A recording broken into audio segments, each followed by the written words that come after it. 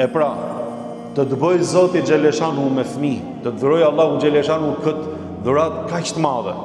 Në momentin që bëhesh me fëmijë, kupton se çfarë dhuratë ka fal Zoti Xheleshanu. Dhe ti aty e kupton se gjithçka që ke ti, edhe gjithçka që posedon ti, je gati ta vesh në shërbim fëmijës tat, mos ti mungoj asgjë. Netët që fëmia nuk bën rahat, fëmia do t'i krijohen të gjithë kushtet nga prindja dhe do rri. Prindi nuk ka për të bërë rahat, vetëm fëmia të bëjë rahat. Kur ti je pa qejf, më shumë lëngon zemra e nënës edhe prindit se sa e fëmijës. Ore të gjitha do t'i vejnë në dispozicion, vetëm të arsimohet ashtu siç duhet edhe të bëhet njëri i mirë dhe dali i suksesshëm në jetë. Ditën që martohet, nuk ka ditë më të lumtur për prindin se sa ta shohë fëmijën e vet që ndërton familje dhe ecën në jetë, del në jetë, domethënë edhe mbështetet ke vetja vet. Me forcat e veta.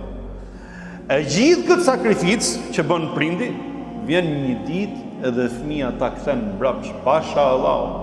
Ore nuk ka nevojë vetëm nga feja, po edhe njeri, kur je njeri, një mosmirnjohje e tillë edhe një sjellje e keqe në këtë rast me këtë njeri që të ka fal gjithçka. Wallahi billahi, pasha Allah, është gjëja më e dobët, gjëja më e varfër.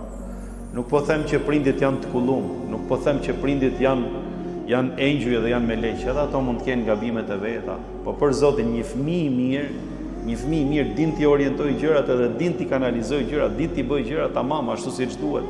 Pa ja thy zemrën prindit, me i orientuj gjonat aty ku duhet ashtu siç duhet, pa e humb mirësjelljen edhe respektin ndaj prindit. Kjo është sfida jonë. Kjo është një nga sfidat tona sot, që t'jemi në rregull me Allahun, t'jemi në rregull me njerëzit tonë, dhe t'jemi besimtar të mirë ashtu siç duhet. T'jemi në rregull me familjen tonë, me nusen, e me fëmijët, e me të gjithë.